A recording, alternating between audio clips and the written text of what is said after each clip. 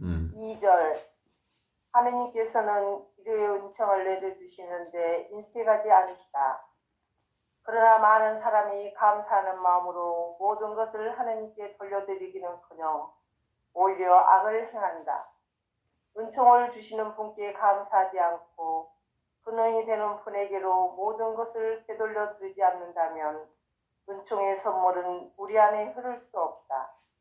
제대로 감사할 줄 아는 사람은 항상 자기의 몫의 은총을 받겠지만 교만한 사람은 받을 은총마저 빼앗기고 그 은총은 감사하는 이에게 돌아갈 것이다. 3절 나는 통회하는 마음을 없애는 기도는 바라지도 않으며 나를 교만하게 하는 관상기도라면 관심도 두지 않는다. 고상하다고 다 거룩한 것이 아니며 달콤하다고 다 좋은 것도 아니며 모든 언의가 다 순결한 것도 아니며 귀하다고 다 하느님을 기쁘게 해드리는 것도 아니기 때문이다. 항상 겸손한 마음을 갖게 하고 두려운 마음을 크게 하며 나 자신을 망각하는데 주의를 기울게 하는 은총이라면 기꺼이 받는다. 하느님의 은총을 통해 가르침을 받은 사람과 하느님의 은총이 떠나는 채찍질의 고통을 배운 사람은 어떠한 좋은 것도 결코 자신의 공으로 돌리지 않으며 오히려 자신의 나약함과 보잘것도 없음을 인정할 것이다. 하느님 것은 하느님께 드리고 내 것은 내가 차지하라. 즉 하느님께는 은총에 대해 감사를 돌리고 내 잘못으로 받아야 할 벌과 비난은 너 자신한테만 돌려라. 네. 준주성범 2권 10장 하느님의 은총에 대한 감사 2절 3절 얘기는 하느님의 은총 받으면 그게 몸에 오면 자연 발생적으로 몸으로부터 어떤 반응이 오는 게 정상이냐면 감사라고 하는 게 아주 자연스럽게 떠오르는 게 정상이죠. 하느님의 은혜가 체험이 되면 감사는 저절로 이루어지는 거죠. 그래서 내가 하느님의 사랑과 은혜와 축복 가운데 살고 있구나라는 감각, 그게 영적 감각이죠. 그 영적 감각은 감사로 이어지고, 그래서 영적 감각이 많은 사람일수록 감사라고 하는 거 아주 자연스럽게 매사에 감사가 이루어질 수 있을 테요. 그것이 조금 더 이제 강조하면 감동에 민감해지고 더 나가면 감복하게 되고 이런 거죠. 감격하고. 이게 이제 영적 감각에 민감한 사람들의 삶의 특징이에요. 그런데 이제 영적 감각은 늘 좋은 일에만 감사하는 건 아니지. 그렇죠? 그래서 어떻게 영적 감각이 있는 사람은 일어서도 감사, 앉아도 감사, 넘어져도 감사, 코가 깨져도 감사. 온갖 것을 내가 주관하는 게 아니고 그분이 주관하시는 일이라고 하는 점에 있어서 감사가 절로 나오는 거다. 그래요. 그게 이제 영적 감각을 회복한 사람들의 특징이죠. 어떤 상황에서든 감사가 가능하다는 것은 억지로 감사하는 건 아니고요. 이게 알 수 없는 일이지만 하느님이 작용하시는구나. 하느님이 주관하시는구나. 하느님의 현존이시구나. 라는 게 몸에 느껴지니까 그게 감사인 거지. 그런데 그 하느님의 현존은 우리가 이해했기 때문에 감사가 아니지. 그죠? 그 하느님의 작용을 알기 때문에 감사가 아니지. 그래서 영적 감각을 회복한 사람들의 특징은 현존 감각을 가진 사람이라고 말할 수 있겠죠. 그래서 하느님께서는 이로의 은총을 내려주시는데 인색하지 않으신다. 지금은 당장 그게 인간이 보기에 어렵고 힘들고 이해가 되지 않고 또는 감당하기, 받아들이기 쉽지 않는 것이지만 결국 하느님은 모든 것을 다 합하여 당신의 계획을 살게 해주시는 하느님, 살려주시는 하느님, 키워주시는 하느님, 성장시켜주시는 하느님, 그리고 위로해주시는 하느님, 그걸 발견할 수 있게 해주는 거죠. 그러나 많은 사람이 감사하는 마음으로 모든 것을 하느님께 돌려드리기는커녕 오히려 악을 행한다라고 하죠. 이제 악을 행하는 방식은 그런 거예요.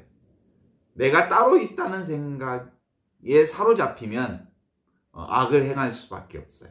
실제로 나는 없거든요. 나 있어요, 없어요? nothing이에요, 사실은. 모두를 합쳐서 나지. 저것 함께 살고 있는, 더불어 살고 있는 모든 존재들과 합쳐서 나지. 보이는 것들을 통해서 보이지 않는 하나님이 나와 함께 계시는 거지.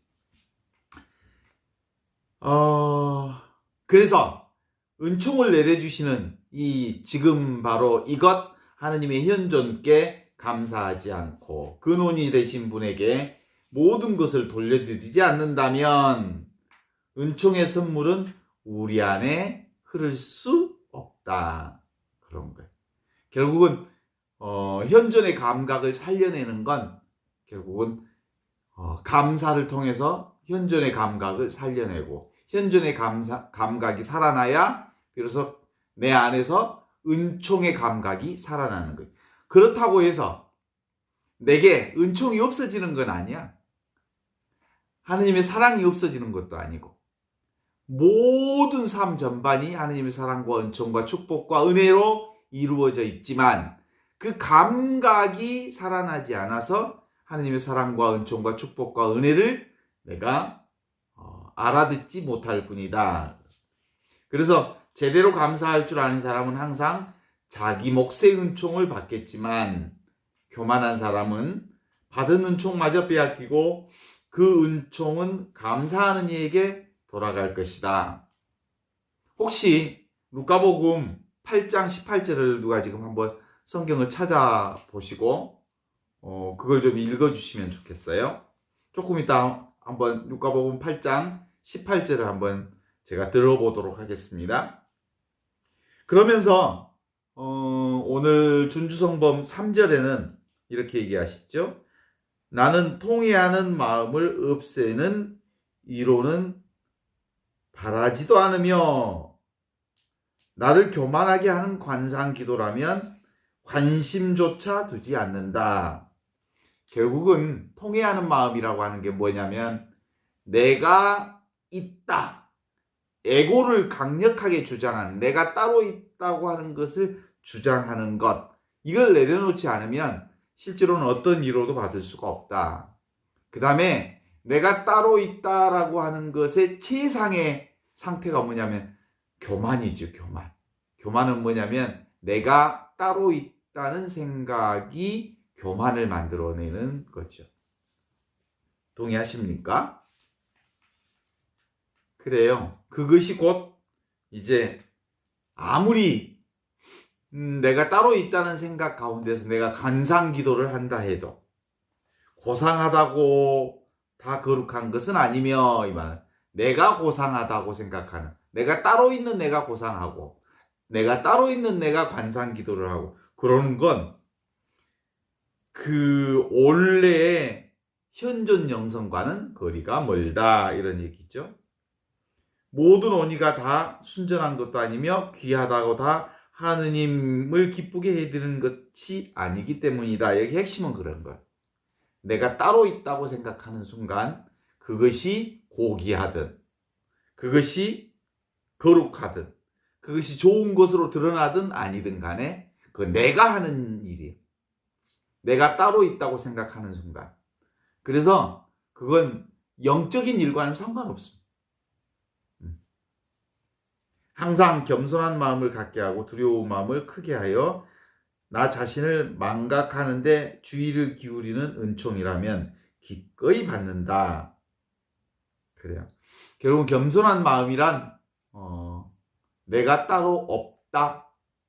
라고 하는 생각이죠. 그러니까 내가 따로 없다라고 하면 나를 중심으로 한 시간도 없다, 공간도 없다, 그리고 내 이름도 없다, 내가 하는 바도 없다. 내가 따로 그 무엇을 한 바가 없다. 그런데 그 모든 것을 다 성령께서 하신다, 하느님께서 이루신다, 하느님께서 그것을 기획하시고 이끌어 내주신다라고 하는 것을 보는 능력이 바로 영적 감각이다. 이런 거. 어때요?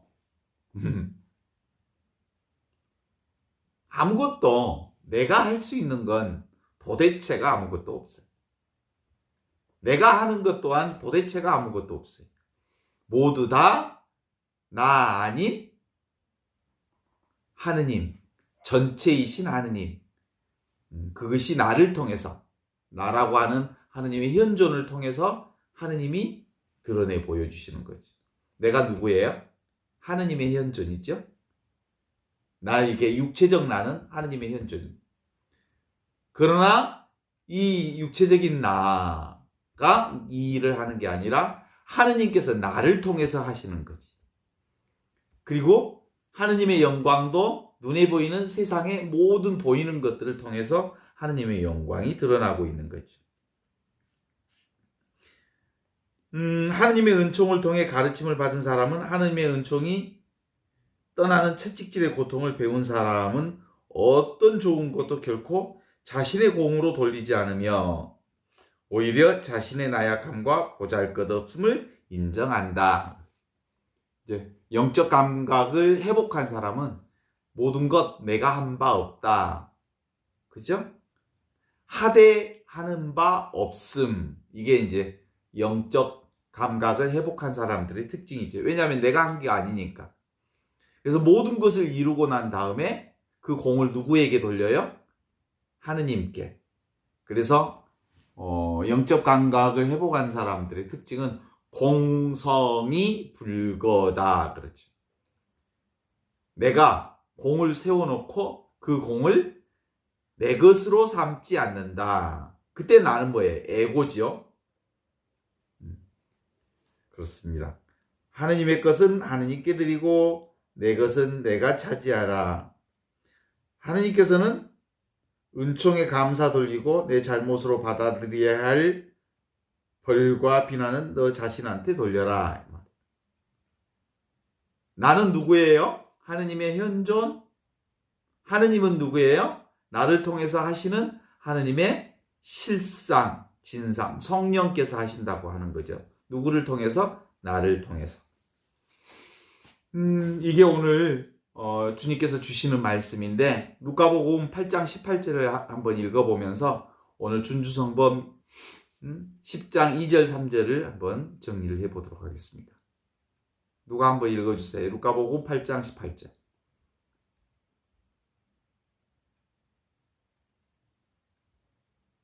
네, 누가복음 8장 18절.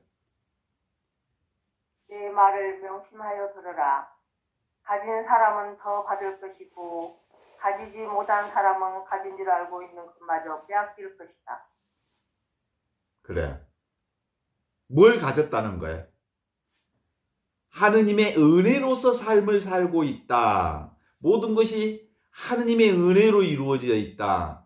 라고 받아들이는 사람은 결국은 하느님의 은혜에 대한 감각이 점점점 확대되어져서 온통 세상 전체가 하느님의 은혜의 바다로 느껴지게 된다 이 말이죠. 그런데 내가 했다고 생각하는 사람들은, 나의 행위에 초점을 맞추는 사람들은 뭐예요? 점점점 하느님의 은혜의 감각이 상실되면서 가진 것을 빼앗기게 된다라고 하는 거죠. 그건 근본적으로 가진 것을, 표현은 가진 것을 빼앗긴다라고 표현했지만 실제로는 자기 스스로가 자기를 강조함으로써 하느님의 은혜를 잃어버린 것이다 라고 말할 수 있다, 이런 거죠. 지금 바로 이것, 하느님의 현존은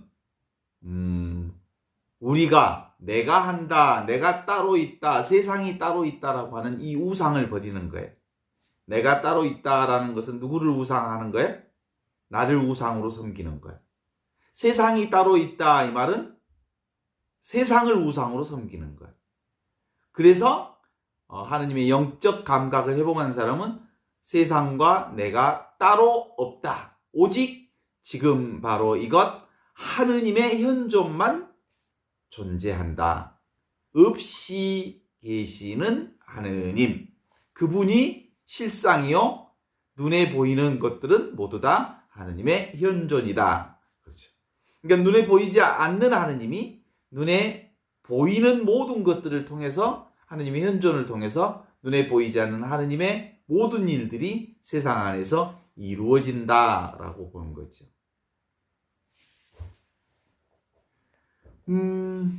우리의 보통 몸의 병은 소문을 내라는 말이 있어요. 그쵸? 몸의 병을 소문을 내면 여기저기서 사람들이 도와주어서 그 병에 합당한 치료약도 도움도 받을 수 있죠. 그런데 마음의 병은 내가 주인이다, 내가 따로 있다라고 하는 이 마음의 병, 내가 나를 우상으로 설정하는 이 마음의 병은 실체가 없어. 이 마음 아픈 것은 특정 부위가 아프지 않아. 내가 우상으로 설정하면 나를 채우기 위해 온갖 욕심과 탐욕과 그리고 욕망이 가득 차게 되죠. 그게 마음의 병이 뭐냐 하면 그것이 고통을 낳죠.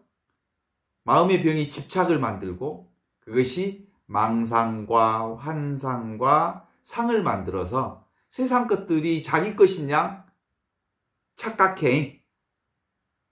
내가 나를 하느님으로 우상으로 섬기게 되는 거죠. 그래서 기본적으로 마음의 병이 뭐예요? 내가 따로 있다라는 것을 내려놓으면 결국은 온갖 것으로부터 참으로 자유로운 삶을 살게 된다라는 것이죠. 그러면 비로소 이제 하느님의 실체가 느껴지고 하느님의 사랑이 느껴지고 하느님의 영적 감각이 회복되어지고 그러는 거예요. 그래서 내가 사는 세상은 뭐예요? 꿈이죠, 꿈. 꿈속에 꿈은 실체가 없는 거죠. 오직 실체는 뭐예요? 지금 바로 이것 하느님의 현존, 그것이 우리의 실체다.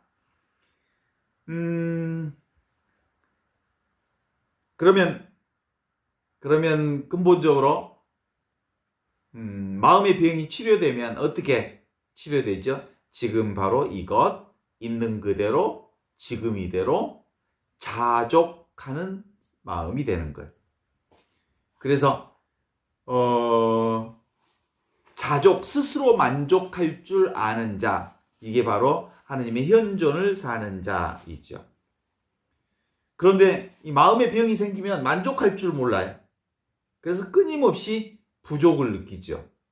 부족을 느끼면 불행하고 만족을 느끼면 행복하지요. 그래서 마음은 알아서 저절로 해결이 돼요. 있는 것에 만족하게 되면. 이게 바로 망상에서 벗어나는 길입니다. 망상에서 벗어나는 길은 우리는 나도 모르게 나라는 관념에 아직도 꽉 차 있어요. 나라는 관념에 내가 따로 있다는 이 생각에 이것을 뭐라고 그래요? 아상이라고 그래요. 나로 가득 차 있어. 그래서 자기가 만들어 놓은 것, 자기가 심어 놓은 것, 그것을 내 것이라고 하고 나라고 하고 나의 소유물이라고 해서 겹겹이 그것을 쌓아 놓아야 내가 부자인 것처럼 보이지만 실제로 나는 뭐예요? 내가 따로 없다라고 나를 고백하고 나를 내어놓을 때 비로소 하느님으로 가득 차게 되는 거죠. 그게 바로 하느님의 영적 감각의 회복입니다. 지금 바로 이것 하느님의 현존에 통하면 둘이 아닌 게 되는 거예요. 둘이 아니면 뭐예요? 하나가 되는 거예요. 하나가 되면 온 세상이 지금 바로 이것 하나로 통하게 되는 거죠.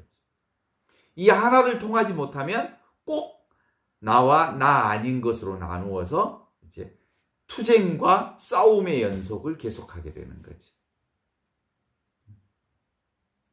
이제 그만 싸워도 되지 않나? 그죠? 그 니체가 말한 것처럼 우리가 이제 세상 태어나서 자아 형성 과정에서는 모범생이 되려고 나타 유형을 가르치잖아요. 이렇게 해야. 그래서 이제 그 모범생의 공부는 뭘 공부하냐면 따르는 자의 훈련을 하지요.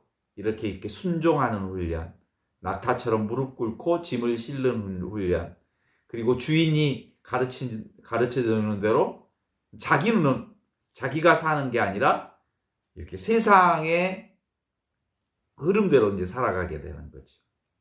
그러다가 이제 뭘로 바뀌어요? 사자로 바뀌면 사제는 이제 주인이 되어서 사는 거지. 내가 주인, 리더십이 발휘되는 과정이라고 보죠. 그러다가 어느 단계에 지나면 결국은 어린아이 단계로 가게 되는데, 어린아이 단계는 결국은 팔로잉도 아니고 리더십도 아니고 있는 그대로 지금 이대로 주어진 그대로를 온전히 받아들이는, 수용하고 받아들이고 사랑함으로써 온전히 우주와 일치하고, 그리고 나와 네가 따로 없이 하나로 사는 지혜를 배우고, 그래서 내가 무언가를 해서 지혜를 얻는 게 아니라 무언가를 아무것도 하지 않는데 그분께서 모든 것을 이루신다고 하는 것을 알아차리는 영적 단계를 어린아이 단계라고 말할 수 있죠. 그래요. 이 세계에 발을 들여놓은 사람, 이 세계에 발을 들여놓으면 우리가 보고 듣고 느끼고 하는 모든 것들을 분별하는 세계로 들어가요. 이 세계, 이 세상에 들어가면. 이 세상이 따로 있다고 보니까. 그러면 이 분별 세상은 생각으로 만들어진 세상이잖아요. 그런데 우리 이 영적 세상은 분별 세상이 아니고 어떤 세상이? 영적 세상은 사실은 분별하지 않는 무분별의 세상. 무분별의 세상. 무분별의 세상은 있는 그대로 지금 이대로 수용하고 받아들이고 사랑하는 세상이지.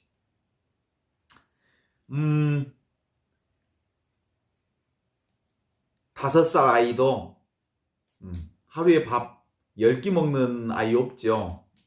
안 가르쳐줘도 하루 3끼 정도만 먹으면 다 돼요. 그것이 어느 순간에 내 몸 안에 이제 체화되어서 하루에 3끼. 저는 가끔 요즘에 이제 밥을 5끼도 먹고 6끼도 먹고 그러긴 한데 종종 배가 조금 먹지만 자주 배가 고파서 자주 먹어요. 그게 뭐냐면 영적인 단계도 사실은 체화시켜내는 단계 같아요. 하느님의 법칙. 지금 바로 이것 현존 생활을 체화시켜내는 훈련을 하는 게 영적 단계가 아닌가 싶어요. 그러면 현존의 삶이 우리 안에 조금씩 가까워지면 삶이 가벼워지죠. 그래서 힘이 덜 들어요. 힘이 덜 들면 결국은 우리의 삶 자체가 온전히 축복이죠. 사실 이제 그 현존의 삶을 사는 사람 살면서 느낌이 있다면 그래요. 내게 주어지는 일은 현존을 산다 그래서 어려운 일이 덜 되는 것 같지는 않아요. 좋은 일만 막 이루어지는 것 같지는 않아요. 실제로 어려운 일이 더 많아지는지도 모르겠어요. 왜냐하면 그전에는 어려움이 아니라고 생각하고 그냥 무감각하게 지냈는데 지금은 작은 것도 좀 이렇게 아픔으로 다가올 때가 좀 있어요. 영적인 아픔이 좀 있어요. 그런데도 그것까지도 사실은 영적 아픔 그거 수용해야죠. 받아들여야죠. 그리고 그것까지 사랑해야 되니까 어떤 점에 있어서는 영적 감각이 더 많이 살아나면 살아날수록 아픔이, 영적 아픔이 더 커지는 것 같은 느낌도 없지 않아 있어요. 그럼에도 불구하고 실제로 내가 따로 있지 않으니까 그럼에도 불구하고 그 아픔이 아픔으로 느껴지지 않아요. 뭐예요? 영적인 건 근본적으로 내가 없어요. 아파할 내가 없어요, 사실은. 아프지만 아픔이 아니에요. 하지만 함이 없어요. 아플 내가 없고 할 내가 없고 그래요. 그래서 전체가 아프고 전체가 힘들어하는 것을 온몸으로 느낄 수 있어요. 그렇습니다. 지금 바로 이것은 하나밖에 없습니다. 현존은. 그래서 너무 분명하고 너무 자명해요. 하느님의 현존의 삶은 사실은 너무 단순하고 너무 자명하고 너무 분명해요. 전부가 아닌 게 없으니까. 모습에 속지 않아요. 모습 자체가 이거니까. 아프면 아픈 대로 현존이고요. 힘들면 힘든 대로 현존이고요. 기쁘면 기쁜 대로 현존이어서 그것이 따로 이거라고 저거라고 생각할 여유가 별로 없어요. 그렇구나라고 하는 거지. 이것은 이것이 아니다. 이것은 있는 그대로 이것이다. 현존일 뿐이다. 그래서 앞에 것 이것은 인간적인 것들을 내려놓으면 있는 그대로 현존으로 드러나요. 우리는 보통 동전의 앞면만 본 사람은 뭔만 고집할까? 동전의 앞면만 돈이라고 고집해요. 그런데 동전은 앞면만 있지 않고 뒷면이 있어요. 동전의 앞면과 뒷면을 합해서 돈이 되는, 동전이 되는 거예요. 그래요. 우리가 보는 것도 그래요. 이 세상에 눈에 보이는 세상이 있고 눈에 보이지 않는 세상이 있어요. 그런데 이 현존의 삶은 눈에 보이는 현존과 눈에 보이지 않는 하느님이 동시에 들어있어요. 붙어있어요, 늘. 그래서 눈에 보이는 것이 곧 눈에 보이지 않는 거예요. 눈에 보이지 않는 것이 곧 눈에 보이는 거예요. 이것은 분리할 수가 없어요. 늘 같이 있어요. 그래서 지금 바로 이것, 하느님의 현존과 사랑은 구체적인 모습으로 드러나면서 또한 구체적인 모습이 아닌 거예요. 사랑은 구체적인 모습이기도 하지만 구체적인 모양이 아닌 거지. 모습으로 드러나는 진실. 그것은 동전의 앞면이라고 한다면 모습으로 드러나지 않는 그것이 동전의 뒷면이라고 할 수 있을 거고, 동전의 앞면과 뒷면 모두를 합쳐서 동전이라고 하듯이 하느님은 보이는 것과 보이지 않는 것 모두를 합쳐서 늘 함께 우리 안에서 현존으로 드러나고 있습니다. 우리 그럼에도 불구하고 아직도 사람들은 분별심에 사로잡혀서 보이는 세상만 전부라고 생각하는 경우가 있어요. 다른 사람도 다 그래요. 다른 사람들도 다 눈에 보이는 것만 전부라고 생각하지요? 경험적인 사실 그것이 아니고서는 사람들은 믿지 않으려고 해요. 그런데 공부해서 보니까 어때요? 영적 공부를 하고 보니까 앞뒤가 동시에 있구나라는 걸 알게 됐죠? 공부를 해서 보니까, 영적 공부를 해서 보니까 이 보이지 않는 하느님은 보이는 것들을 통해서 늘 당신의 사랑을 드러내시구나. 이건 떨어질 수 없는 거구나. 따로 존재하지 않는구나 라는 것을 알게 되죠. 그래요. 진실이 뭐냐면요. 모습이면서 모습이 아니에요. 있는 그대로 그것이 하느님의 현존이에요. 진실은요, 있으면서요, 없어요. 없으면서요, 있어요. 이렇게 말해야 사실은 진실을 있는 그대로 표현하는 거예요. 사랑이요, 사랑은 있어요. 그런데 없어요. 모습으로 있지만 실제로는 안 보여요. 이 세상에 하느님도 분명하게, 너무 확실하게, 너무 자명하게 온통 하느님으로 가득 차서 하느님 아닌 게 없지만, 그 하느님 아닌 게 없는 그 하느님 가운데 살면서 사실은 하느님을 온전히 볼 수가 없어요. 전부가 하느님인데 어떻게 하느님을 온전히 봐요? 그래요. 그것 같아요. 보이는 이 세계는 생기고 사라지고 있다가 없어지고, 그렇지만 그것에 너무 매달릴 필요는 없어요. 저는 어머니 가시는 길에 그걸 봤어요. 눈에 보이는 어머니, 그 어머니 속에 보이지 않는 하느님의 현존이 늘 계셨어요. 눈에 보이는 어머니가 가셨지만 어머니의 현존은 늘 나와 함께 있어요. 보이는 것과 보이지 않는 것이 다르지 않아요. 보이지 않는 어머니가 보이는 어머니고, 보이는 어머니가 보이지 않는 어머니였어요. 그래서 어머니는 나와 우리 모두와 영원히 함께 계셔요. 그럼 그 어머니하고 예수님하고 똑같은 존재 방식이에요. 예수님도 그래요. 예수님도 보이는, 그리고 역사 안에 계신 예수님이 부활하시어 우리와 함께 계시는, 현존하시는 예수님으로 우리와 함께 계십니다. 두 번째로 우리가 그래서 하느님을 아는 것은 무엇을 애쓰고 노력해서 아는 것이 아니잖아요. 그래서 먼저 우리가 하느님을 아는 방식은 애쓰고 노력하는 것을 내려놓음으로써 하느님 나라의 현존과 축복을 체험할 수 있다는 것이 오늘 준주성범의 핵심이에요. 오늘 준주성범 그랬죠. 하느님의 은총의 회복은 언제 우리가 노력하지 않는데도 하느님이 다 하시는구나 라는 것을 알아차리는 과정에서 은혜를 점점 많이 회복해요.